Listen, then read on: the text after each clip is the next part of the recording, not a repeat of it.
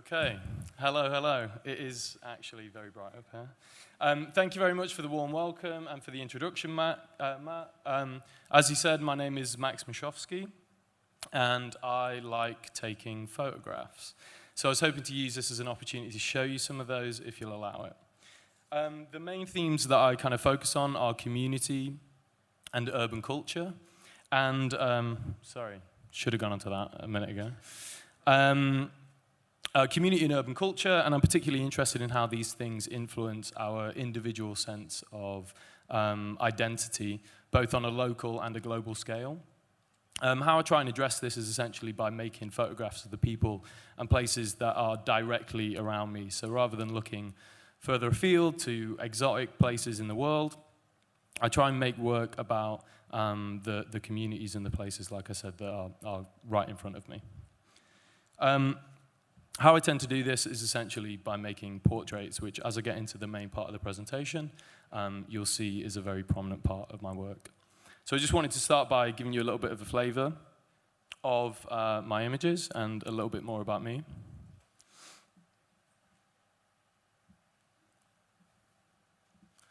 So I'm originally from Lincoln in the East Midlands. Miechowski is a classic Lincolnshire name. Someone from Lincoln?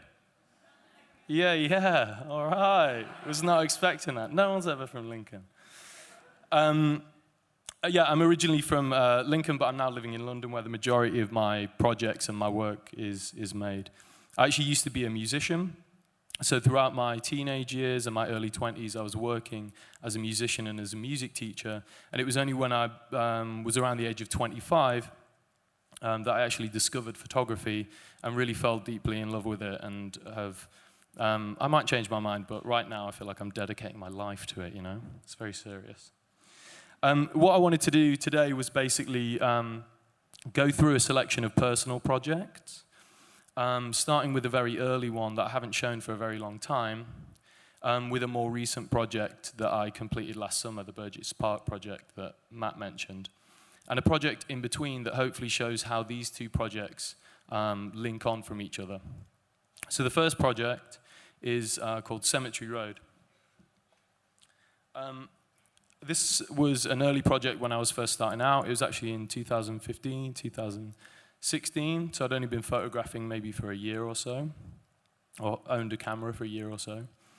And it was, the reason why I wanted to show this today was that it just gave me a very strong sense of direction as a photographer, and showed me what I wanted to kind of continue pursuing in the world of making images. So I made these images whilst I was living on Cemetery Road, which is in Beeston in Leeds. Anyone know of Beeston in Leeds? Oh, the same person from Lincoln actually knows the street. What a crazy coincidence. Yeah, and it was a very simple idea. And it was basically just photographs of my neighbors.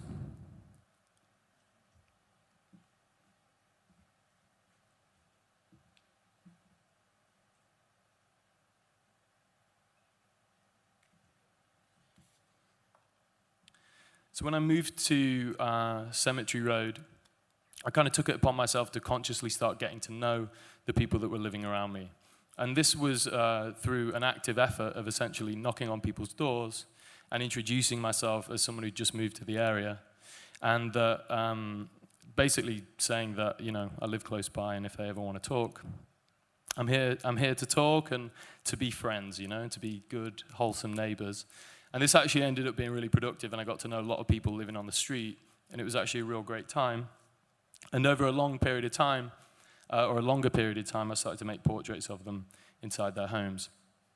And this was a great way for me to essentially engage with the local community and hopefully to promote a sense of, I suppose, unity within the street, you know. It was a really fun process, and I was regularly invited in, being provided with pretty much an endless stream of cups of tea. And also attended a few barbecues and some pre-drink sessions, and yeah, it all got kind of a little crazy, but it was a great experience. And I turned these images into a small book and along with a single print for each person, took the book with the print just before I moved away. And it was a really rewarding experience, I think, and the people that I was photographing and my neighbors, I think, really enjoyed the process, and it gave them a strong sense of community as well. So like I said, this is some really early work that I haven't shown for ages, and you'll see why, because I think just visually it doesn't really fit in with what I'm doing now. But I wanted to show it just because it gave me a very strong sense of direction. So after leaving Cemetery Road and having provided my neighbors with this book and the print about their street, I had an opportunity to move to London. I did so. I live here now. That's what's going on. And this was about 2.5 years ago. And it was just in the wake of the Brexit referendum. And it felt particularly kind of sore at the time, which I realize it still does.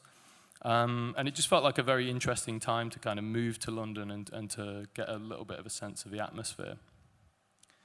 I knew that moving here, I wanted to make work that gave me an opportunity to engage with my community again. But I wanted to do it in a little bit of a different way.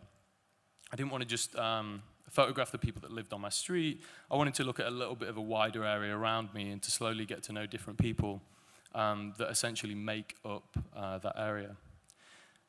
And when I moved here, I moved to southeast London. So I moved to New Cross. Anyone from New Cross? Yeah, more people, okay. Not just the one person from Lincoln and Leeds. And yeah, so I decided to make work essentially about southeast London as kind of a focused area. And how I decided to do this was basically just by walking around endlessly, really, and just going down every little side street and every little back alley and every park and whatever I could kind of think of, and took my camera with me and essentially started making portraits mainly of the people that I met through that process and that for whatever reason particularly resonated with me.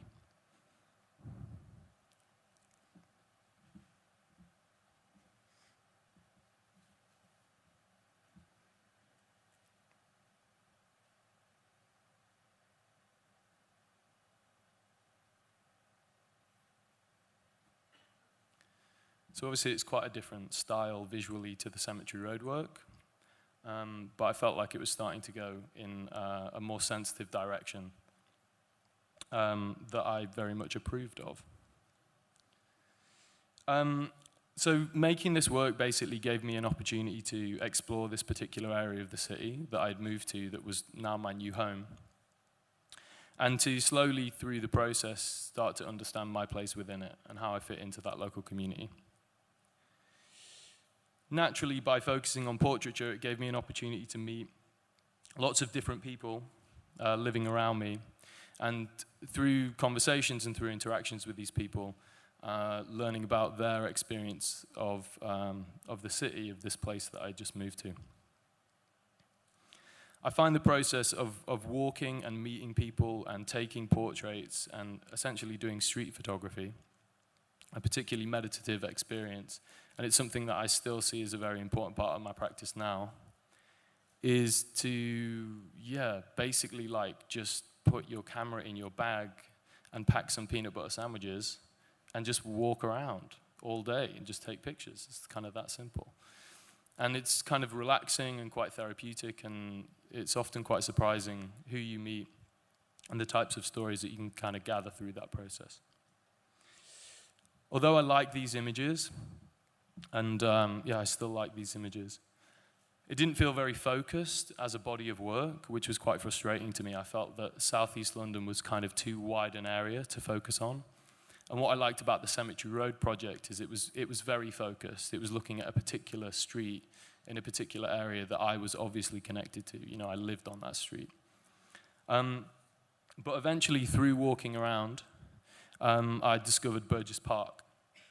Does anyone know Burgess Park? Yeah, some big fans of Burgess Park. Okay. So living in New Cross, I was right at the bottom of Old Kent Road, so I was very close to the park. And It was last summer, in the summer of 2018, that we'll all remember forever because it was so glorious and dreamy. I basically walked into the park trying to take a little bit of a break from walking around and taking pictures, and really just kind of instantly fell in love with it, and I'd never been there before. And anyone who knows who's been there kind of in the summer around the barbecues, it really is like quite a magical place. The park sits central to 5 different little areas. So it's next to Peckham and Camberwell and Walworth and Bermondsey. And it kind of sits as this kind of central area that really seems to bring all of those communities together. So it seemed like a really good place to focus my attention and to make some work. Here are some of those images.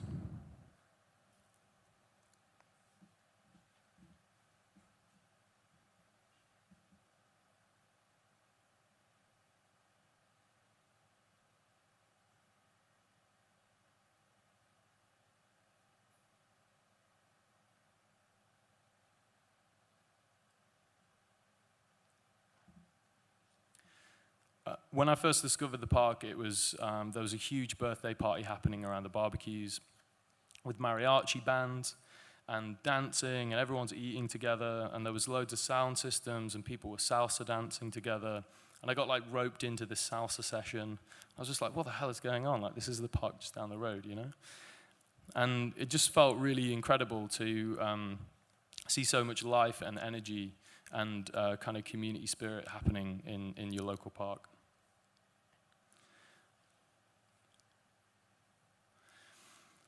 When I started shooting the park, I started to recognize a quality to the images that I hadn't seen in my previous work, especially with the work at Cemetery Road.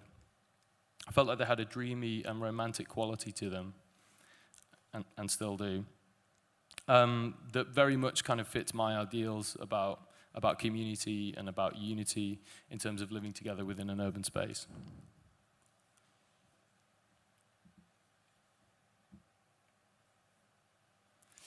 I was very fortunate with this project to have received some good press from it, with one of the images getting into the National Portrait Gallery last year as part of the Taylor Wessing Portrait Prize, which led on to a solo exhibition at the Print Space. And I did a group show, which was part of Photo London, at the Copeland Gallery in Peckham as part of Peckham 24. And I'm also showing the work again at Copeland Gallery in a couple of weeks. And the reason why I kind of end on that point is really not to brag, but hopefully just to illustrate the fact that inspiration and great stories and great projects aren't just happening on the other side of the world. They're happening on the street that you live on, behind number 75 where George lives. You know, you can go and knock on that door and ask him if he wants a cup of tea, and you might find a really amazing portrait. It might even be happening as close as your local park.